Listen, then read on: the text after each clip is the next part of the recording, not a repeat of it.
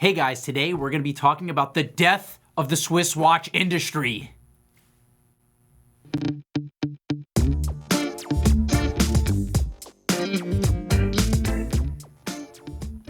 Hello and welcome to another episode of The Trading Desk. With your boy, I'm back, Mr. Joshua Thanos, my good friend, my best friend, Brian Gottberg, in studio. What's up, man? Jason Main. Hey, how are you? Josh is back. That's right. What's going on, guys? Welcome back. Thursday night, Trading Desk. Yeah. Not a clickbait title. Maybe it is. I don't know. You'll have to find out. Yeah. Josh brought some new watches with him that he's gotten. Some of my personals, yeah. Some personal stuff. And should be a good show. Stick around. We hope. Yeah. All right. Wrist shots? Yeah, let's do wrist shots. Let's start with wrist shots. Good show, man. You lead the way. Okay, cool. All right, guys. So, yeah, like Jason said, I am back after basically a 4-month hiatus back in Florida, and we were able to work out an arrangement, and I'm happy to be back. Yeah. He unionized, and that's right, baby. We're going on strike, or we did. But, all right, so in the meantime, I did pick up some really cool watches, and I brought a few of them here with me, and then my newest addition is the one that's on my wrist today for the wrist shot and wrist check. And that will be, let's get a close-up here. Yeah. So any of my fellow Paneristi will recognize this watch as the Panerai Pm 233. So this is the first use of the PAM 9000 movement. So it's an 8-day GMT with an AM/PM indicator, a date, and it's manual wind. One of my favorite watches. I've been wanting to put this on the wrist for quite some time, and I got I had an opportunity to pick it up cheap. If you haven't noticed, guys, Panerai's very cheap right now. Very cheap. That you bought that for what, half of what they were 3 years ago? Probably, yeah, man. I don't want to talk about what I paid for it because I feel like it's actually a little bit disheartening that how little I paid for the watch, but I love it and it's awesome. And I'm just trying to get used to wearing the watch on different straps. I have it on this like saddle leather aftermarket strap, and I'm loving it. And but yeah, so that's my newest pickup. It's an O serial, so it's a 2012, 44 millimeter. Wears fantastic. I picked up quite a few Panerais. I only have 2 here today. But before I finish talking about my Panerais and what's new in my collection, Jay, what do you got on the wrist? I got the Explorer 2, 216570, 42 millimeter polar. Ooh. GMT, rocking that orange matching canvas strap. Which I showed off last week. Yeah. And, yeah, it's been pretty awesome on this strap. Barton, actually. Right? Yeah, Barton bands. Just generic steel buckle, which is nice for typing, and don't have to worry about messing up the... it's one of the things with the rubber beads that I don't care for. But this band's super cheap, which is nice. How much was it? $35, maybe? 35 something like that. Yo, Barton makes some of the best straps. Actually, Jason hooked me up with a little rubber Barton strap in here. If we get a little... feel free if you send me a bunch of free straps if you see this video. They're $30, Jason. You can afford to buy them. Support the business. Pay the money. Says the guy that took my strap. That's right. I did take this strap. So I exposed you to Barton bands when you came and visited me. I had one on this watch right here, which was my Tudor Black Bay, which is one of my newer pickups. I had this on a black Barton, black rubber Barton, which was like super comfy. And the watches, the straps are amazing. I don't even know how I got that strap because I don't think I bought it. I think it just came in with a package of watches or something. But so here's another one of my pickups. This was actually one of the first watches I picked up during my hiatus, which was it's a 005 Omega Speedmaster. See, solid case back. I have it on the bracelet, and I just put it on this strap today. This thing's awesome. 42 millimeters chronograph. If you don't have this watch in your collection or never have, you probably should. You can see this has the plexiglass crystal, which has a nice scuff on it. That's right. We need to clean that up, don't I, Jay? Yeah, we get some poly watch on there. Yeah, we got shred on that today. But it's a great watch, and Jason always says that this is a watch that doesn't stay in your collection for very long. And I'll tell you, right when I bought it, it's not a great everyday wear, I'll tell you that. Some guys do wear these watches every day. I couldn't get used to wearing it every day, but it's a great watch to wear on Speedy Tuesdays. It's a nice, like, rotation watch. I always like putting that watch on Tuesdays. Just not a watch you can wear every day because I'm worried about scratching that crystal like I have done. What else do we have? Oh, so another watch that I picked this up before my break, and that was the PAM 560. 8 days, I beat the living crap out of this watch. You can see the bezels but it's never been refinished, so that'll take probably about 5 or 6 refinishings before it starts looking over polished. So I might leave it at our watchmaking suite downstairs and see if they can clean this bad boy up for me, because I've been really treating this thing poorly. Sure, we could find someone that might be able to do something. Yeah, and it's on a olive green rubber strap, which actually this strap was made for the 24 millimeter lug width, and I just squeezed it in there and it fits amazing. I love this watch. This is kind of my everyday wear back home. Open case back, 8-day movement. So now I got 2 8-day movement Panerais. Again, it's not a bad time to buy a Panerai. Yeah, right, for the price of one. It's not a bad time to buy a Panerai right now. Right now, and we'll talk about it a little bit more during the meat of the show, but the prices for everything outside of Patek Rolex and AP have really kind of taken a dive. So there's a lot of value out there. And then the last watch I have on the table here is just my Cartier. You guys know this watch. Well, let's see if we can get this awkward here. So my Cartier's the new Santos. I love this watch. Have not worn it as much as I should have, and you can see this thing's beat the shit too.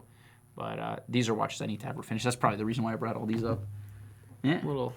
Only came back because he needed his watches refinished. What's the best way to get my watches finished? No, but I will say though, at least you wear them. You know. Oh, I wear the crap out of these watches. So, but yeah, man. So it's good to be back, Jay. Yeah. What you been up to?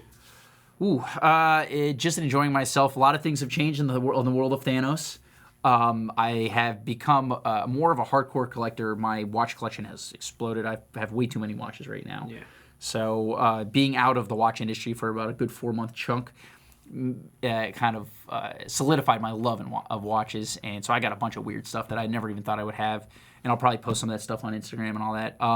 Besides that, personally, and I guess we can get a little personal here. So the wife and I are expecting a child in April, which is just so amazing, man. Crazy. It's crazy. Yeah. I want to be a father, which is bizarre. I mean, I can barely take care of myself. Thank God, my wife is very responsible. She's a real person. Yeah, yes.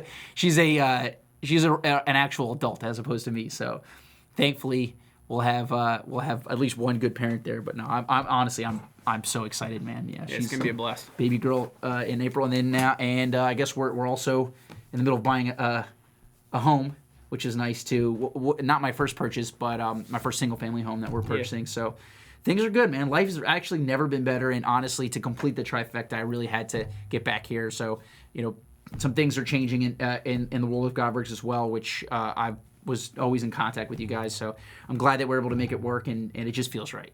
It does. It's surreal to have you back. I mean, so everybody was, it's funny. I made the announcement last week, and everybody was saying, "Oh, you got to be happy he's coming back." But like I talked to you, not really. I mean, no, I talked to you more probably since you left. Oh yeah, we're 3-4 times a day, easy, and it is good. So I flew back, saw you 10 days ago. So That's you right. Came up today for the gender reveal. It was like found out I was having a baby. That was super cool. No, everything is good, man. Weather's still nice. It's about to get cold, so not really ready for that. Yeah. But it is what it is. We're gonna grind. Yeah. Well, listen, you're welcome to come on down and visit me in Florida. The new place has got a beautiful pool, so Jay, you can come on down. We're gonna have strong Wi-Fi, so you can log on. So I have this rule: I can't be in Florida for more than 3 days, because then I'll just stay. Yeah. Well, listen, dude. Worked out for me, man. But hey, man, I'm stoked to be back. So today, okay, that was.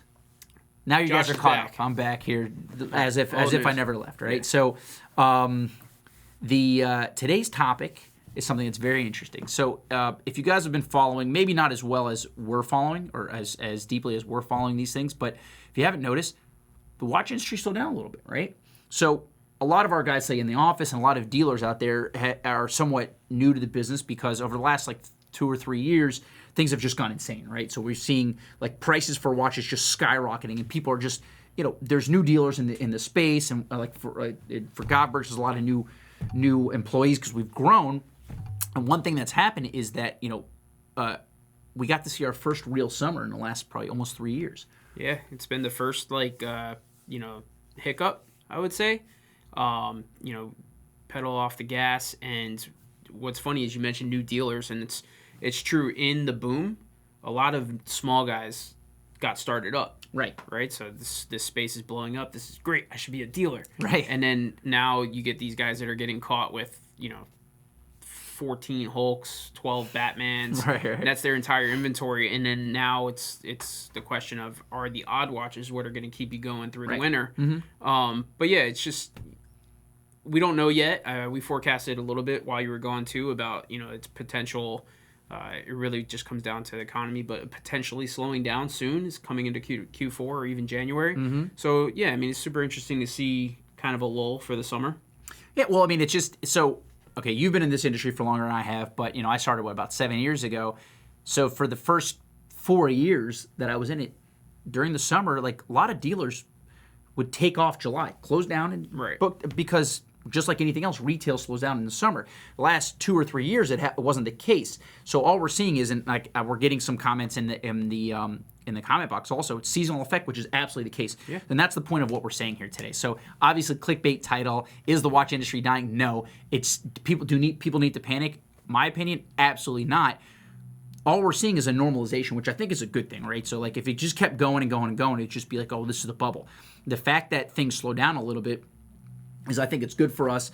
I'm not seeing people were speculating a recession in the industry, in the economy, which I'm really not seeing that. Right, people were holding their breath. We saw a few bad days in the stock market, but honestly, overall things are doing well. So if you have to ask me, and I guess this is a fast forward to the end of the show, but realistically, if you have to ask me, I think that come like mid-November, the end of November, as soon as like the holiday season starts, you're going to see things explode again, because people, for the last 2 or 3 years, people have just been spending money, and not just on watches, right? On everything, luxury goods, how home prices have been going up, everything's been going up. So during the summer, we actually got a real summer, right? In our economy, it's just a normal summer, and so people are now basically, they're still making the same money, but that money's not being spent. So come November, people are going to be like, well, shit, man, I got a stack of cash.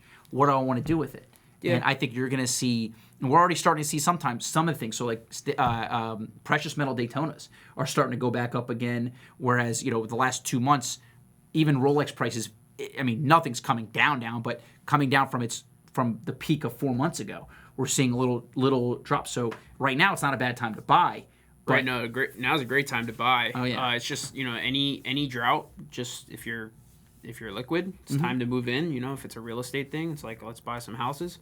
But the actual market itself is, for years and years, for as long as I've been doing this, seasonal. Almost 15 years, the seasonal market is the lull before, it's the calm before the storm. Right. So what's interesting is whether or not that's back to normal. Sure. Or if this is the beginning of the bubble pop. I don't think we're there yet. Nah. I do think we probably have about another 12 months or so before. So we might be, I don't know what the future holds if you and I are going to be sitting here in 12 months. But I will say that, like, sitting on a beach. I will say that this conversation might pertain more to like the bubbles popping next year. Yeah, I guess you could see that. I mean, I think that in terms of the bubble, we've been talking about this now for what? It's good for YouTube views. Click. Yeah, we're gonna get a lot of views. Click the like button if you haven't done that yet. Right. So I mean, it's I'd say we were worried about a bubble popping when Nautiluses were at $35,000 and $40,000, right? So now they're $60,000. Yeah. And they've sustained that now. So what we saw, which is what we wanted to see, was a little bit of an even out of these prices. If they weren't just climbing.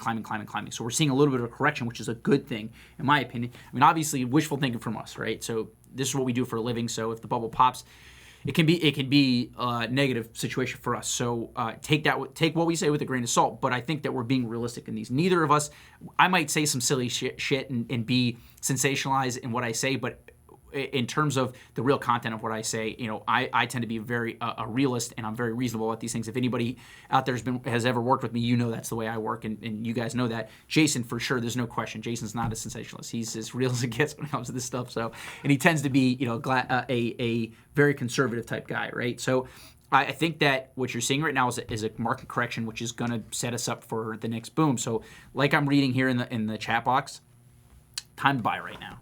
Time to buy it, right? And somebody just said time to buy an Octo. Didn't you? That guy might be selling Octo for. Yeah. So what's interesting, I think, is the actual lull. Like, I saw some comments in here where people are like, Gobber and Watchbach are always going to tell you it's time to buy, But what's interesting and the slowdown is actually we're seeing from dealers. Sure. Right? Like we've talked about before how small this industry is and how close we are with other dealers. Yeah. Even though we're the biggest, it's a amazing network and it's a great tool, and we'd be stupid to not utilize a network.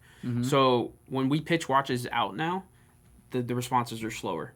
Yeah. The offers are less. So when that happens and you start to see dealers that we're paying $50,000 for 5711s saying, well, I don't know if I want to get stuck with another one.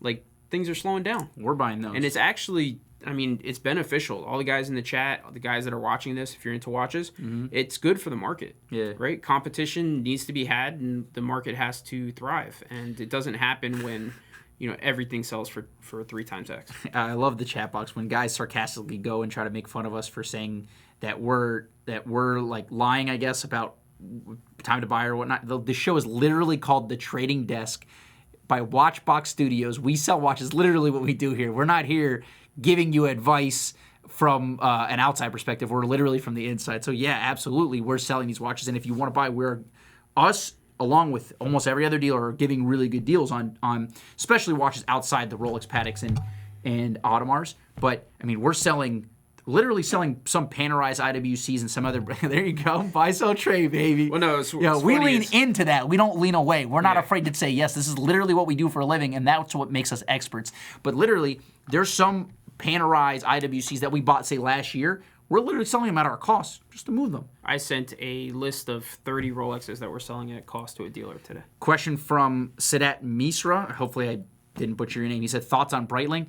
Yeah, Breitling's tough. You can get a really good deal on Breitling from us or from anyone else right now. It's just Breitling, even outside of like the market fluctuations, Breitling hasn't done the greatest job in terms of like strengthening their brand equity in the last year or two. So it's tough with Breitling. But let's see here. I don't know. I've actually seen. I won't say that they're out of the weeds, but I have seen like an uptick. They're better than they were 2 years ago, obviously, or whatever. I've been I've outside sold, for the last 4 months, so you know. Yeah, better than I do. Obviously I've sold more new Breitlings as of recent than just pre-owned. It's still not a watch that you want to run out and buy new if the same quality product is pre-owned, right? We always say buy pre-owned. There's a guy in there that says, Monkey Seed Production says, send that list to me. Sure, just give us a call. Like, we literally will. We're not bullshitting here. Let's see here. Geezer wants to know thoughts on the FP Journe market. So, I don't know. So I know that the CB has exploded. Now it's almost a $40,000 watch, right? We're paying more than we ever have. That's nuts, yeah. For the CB, but like at retail they're selling it at like mid to high 30s. It's absolutely insane. So it seems like, I don't know about what have you been seeing some of the other models of CBJ, or of Journe. The CB's kind of leading the way. It's 5711ing the the Journe market, but I actually sold a Holland & Holland the other day and kind of fell in love with that watch. It's really different. The Byblos is also a super cool variant of that watch.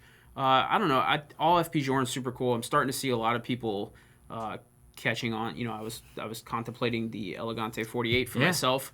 A lot of people are on board with that. We're starting to see a lot of people looking to spend the money on like platinum bracelets, like full bracelet pieces. Spending the money. So it's interesting. You don't have to overcome the objection anymore with FP Journe. People know. People know what it is. People see it as like an outlier that's starting to become the hot thing, which we've been preaching for a couple years. I think that if you had a chunk of cash and you could clear an FP Journe that you're comfortable with the complication, like maybe I wouldn't buy a Octaloon as my first watch just to get in. But if, let's say, you can spend 35 grand or even get a Senograph, my favorite FP Journe of all time, titanium Senograph, I would absolutely think that that's a solid investment move. Sure. Which I don't use lightly. We don't ever talk about watches as investments because they are, while they're stores of value, they're not concrete. Sure. So, but I do think that FP Journe right now is pretty hard to go wrong with buying an FP Journe. I think I can agree with that. So Chi Tang or Chur Tang was asking, is AP holding strong? So it's definitely not. Okay, so I'll give you my view on things. You'll tell. So I don't see AP being Rolex and Patek right now. They're the third brand below that, but they're probably like a half a tier down. The offshores, which were crazy last year, like we have offshores that we're going to have to sell for less than what we paid, right, as dealers again. So our job is to buy these watches, sell them at a profit. So we have offshores that we've overpaid for last year when things were stronger. The offshores have come down considerably. 15400 and 15500s are pretty strong, but those, along with everything right now, have come down in the summer. I think they might come back up again, but like there's no shortage of these of stock out there right now. So maybe 2 months from now they'll be back up to what they were maybe 4 or 5 months ago, I think. But AP, I don't know if AP is the safest bet though. Yeah, no, they haven't been established long enough, I don't think. Well, I don't think that it's. I think that the company itself, with some of the directions that they're taking, going completely vertical, going, boutique only, is. It's hard to say. I wouldn't bet that that's going to play out for them in the long run. Okay. I think that in 18 months, 2 years, they come back and they say, hey, you know what? We kind of need traditional retail. Sure. Maybe albeit a smaller, entrance back into traditional retail. But so we're seeing like. Says a guy who works for a company that lost AP as a dealer. Well, no, I mean, but I also worked for 10 years not selling AP at retail. Sure. So I like AP. I think it's a good brand. I think some of the business stuff, we'll see what happens. The 15400 is, in my opinion, or I think in a whole, the watch industry likes the 15400 better than the 500 at this given point. We also saw like 2 months ago when you weren't here, that there was a whole wave of 15500s that got delivered. Oh, is that what happened? We had the price I would have hard, three right? guys a day calling me saying, "Can I flip this watch?" And we got 9 phone calls that day. So yeah, there was a month where they were just available, and then they dried up a little bit. So yeah, I think that's a good idea of coming December, like end November, December, they'll get stronger again. I just don't know with stuff like the 1159 and some of the other questionable design stuff, whether or not that brand long term can go boutique only. Yeah, I mean it's tough. I mean, obviously their strongest pieces are good, but I think the 1159, I still have not seen one in the flesh. Have you? I have not. Yeah, we don't see them trading, and I don't think they were supposed to be 40% of their stock or something from what I heard. I also haven't seen 10% maybe, but we haven't seen that 38 happen. millimeter chrono yet either. Which I saw think one of those in people are Miami. excited That about. watch is amazing. I like that watch a lot. So Aunt G says more than 20 Hulks on the Watchbox site. What gives? So we have inventory. We have a lot of Buy one? inventory. 2. Everybody does that. I don't know how much total watches we have right now, but I know that a good chunk of our inventory is Rolex. That's an educated move that we made about 6 months ago to just go full tilt into the Rolex market. And the reason why they're all posted at once is to give the end consumer the best option possible. Yeah. Instead of me saying, here's the one I have now, and it's a 2014 box, no papers. Well, here's 10. This is all of our inventory. Yeah. So we're not hiding. We don't hide any inventory anymore. With Rolex for the most part, yeah. So like with SEO, just to give you guys, like the more inventory you have on the website, the better, right? Obviously, you get more traffic. Right. So we post all the pieces. There's discrepancies. There's difference in pricing, and that's why. Yeah. So well, what Rolex, I mean, so for us specifically, I know it's the entire market. Margins have to be cut. There's a lot of Rolexes that we're selling at basically no margin whatsoever. But I mean, people look at it like a lost leader or whatever. Maybe that's the case. But if you want to be in the Rolex game right now, you got to be tight, and that's the way it works. I mean, it's tight. We're still like people are still buying. Like dealers are still paying for Rolex, and it's competitive out there. It's not competitive when it comes to Panerai, IWC. I know a lot of dealers who will not buy anything outside of Rolex, Patek, and AP. That's not in their business. So when you offer somebody like us, a larger company who's okay buying those things, we're happy to buy them, but we just have to make sure we protect our downside. So the offers might be less than what you were expecting, right? So like I offered on an IWC today that I guess in the beginning of the year I offered 4,500. Now I offer 3,000 because the guy didn't want to sell that. And he goes, "How could it drop 1,500 in a month?" Like I don't know if he was accusing me or what. It was just an email. So this tone it's hard to sell. But I say yes, that's absolutely true. Right now, especially during the summer, things were. In the beginning of the year, were bonkers, and now we're actually having a real summer. So, yeah, things like that, you're going to have a large percentage drop on an IWC where there's 50 of this limited edition IWC available on Chrono 24 right now. We're not going to overpay for a watch like that, and there's no reason for a business to overpay for that, right? So if you're buying a watch like that, you have an opportunity to also negotiate a little bit harder on one of those watches, or look at, like for us, like we tend to, right now, on our side, we're like, listen, there's no reason to mess around with pricing.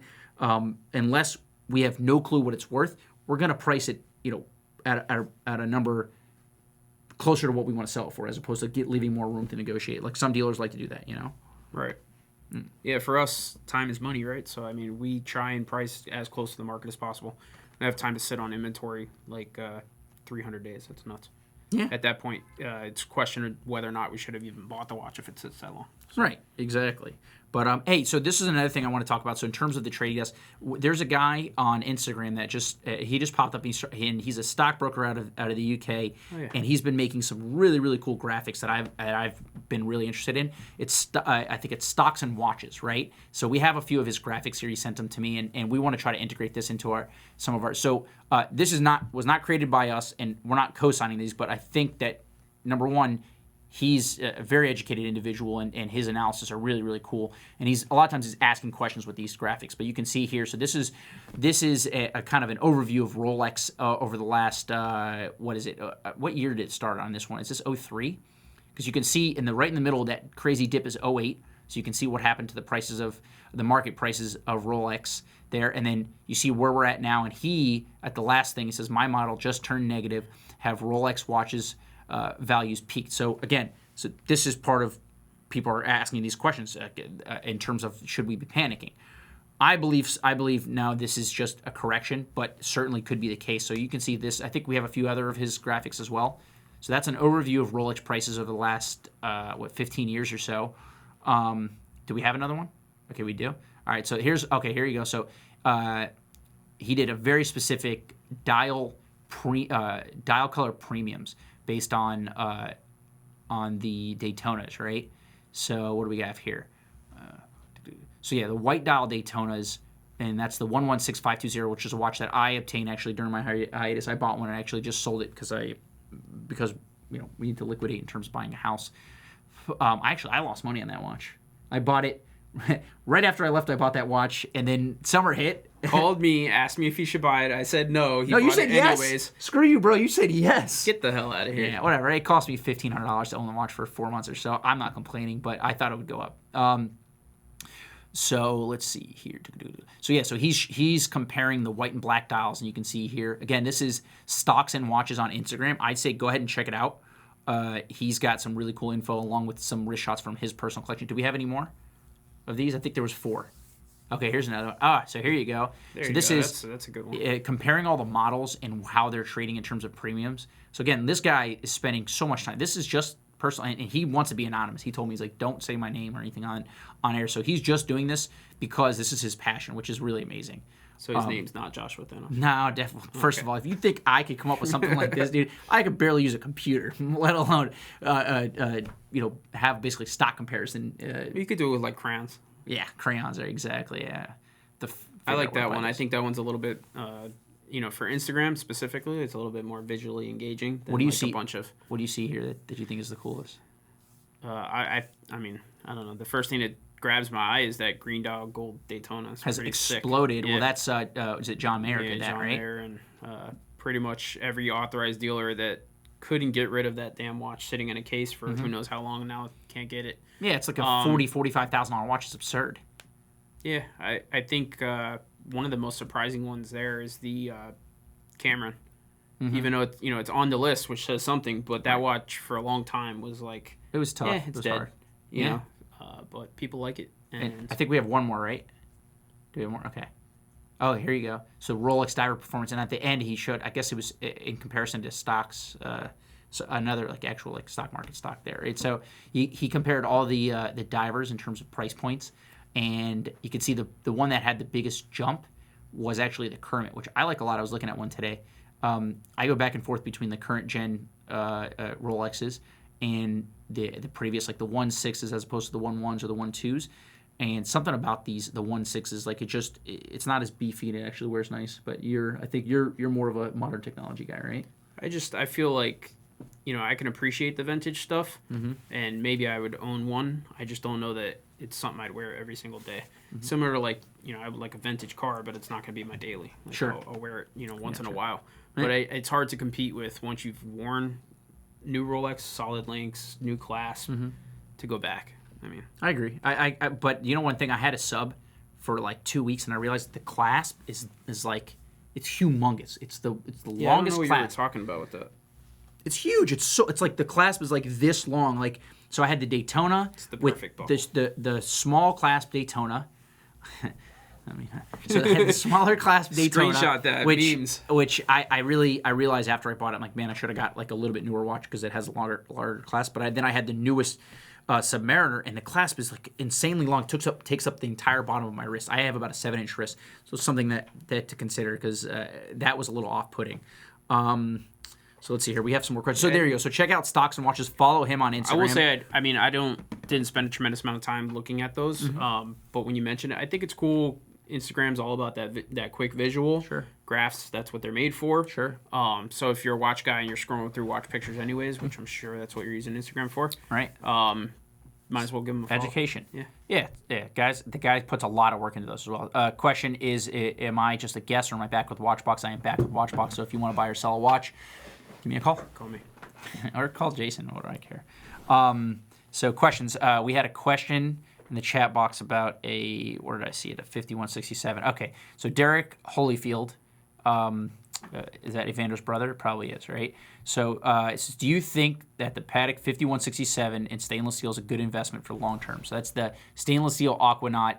I'm assuming on the rubber strap because that's the most popular version. Mm-hmm. So that watch right now is that selling in the 40s now or is that below now? It's going to be below. Yeah. Below. So it's actually probably in the 30s. So like I know that dealers are paying probably in the mid to high 20s for them. They're selling in the high 20s to 30s. I think it's so just to be as forthright as possible to answer your question. Just look this up. I think that it's hard to consider any stainless steel Patek or Rolex right now. Is it a good investment at this point? I think you've pretty much missed the boat on being able to buy something now that your future self will thank you for. Mm-hmm. But if you like the watch and you see yourself wearing it for 10 years, then buy it. Well, in terms of an investment, like if you're able to buy it cheap, I guess if you can buy it at retail, then of course, yeah. But I mean, if you're buying them right now at the market, who knows what's going to happen to the market? So yeah, I'm not going to advocate buying anything right now at market price as an investment. Yeah, buying obviously if you can get your name on a list or you can buy the watch at list, there's without a question. Unless you love Quorum Admiral Cups. Somebody asked or about bubbles. Yeah. Which there's one bubble that I think is cool. It's the Bomber. Not like but all anyways, the bubbles. If you love stuff like that, GP, Seahawks, like stuff like that, you can get a crazy watch for the money. Oh yeah. Who knows? 20 years from now, that watch might be but I doubt it. But what the hell are you talking about? Who knows? Did you just advocate a Quorum as an investment piece? Yeah, 20 years from now. I do not co-sign that. Jason's insane. Listen, in 20 years He's from been now, drinking clearly. If you can find me, I'll pay you back for if it's a bad investment. Okay. But I guarantee you won't be able to find me in 20 years. Yeah, exactly. Yeah, save this video because Jason's going to be paying for a lot of Quorums in 20 years. But actually, somebody in the chat box, I think, jokingly asked if we had any Quorum tourbillons, and literally we have 2 of them. So go ahead and buy one. Those are the only 2 that I've ever made. We own both. Yeah, I think I bought and sold both of those watches. All right, so the 5167, a great watch if you can buy it in terms of investment. I mean, the watch is strong no matter what. So all the hottest watches right now, if you buy them even at market price, if you want to get out of them in a reasonable time, you're going to find somebody to pay close to what you paid. So if you're looking for something safe in that regard, then yeah, it's not bad. But if you're looking for something that you're going to buy, hold, and make money in the future, I can't advocate buying any of these watches at market price right now. If you're thinking about like spending your lunch money on them, right? Question from Kevin S., who actually I think he was the one who asked about the Quorum tourbillon. So Kevin, put your money where your mouth is. Buy the Quorum tourbillon. I'll give you a good deal. He asked me if I got rid of my Datejust 2. Yeah, I did. Yeah, the Thanos. The Lilac? Yeah, the Lilac. I traded that. I think. Did I trade that for the sub or no?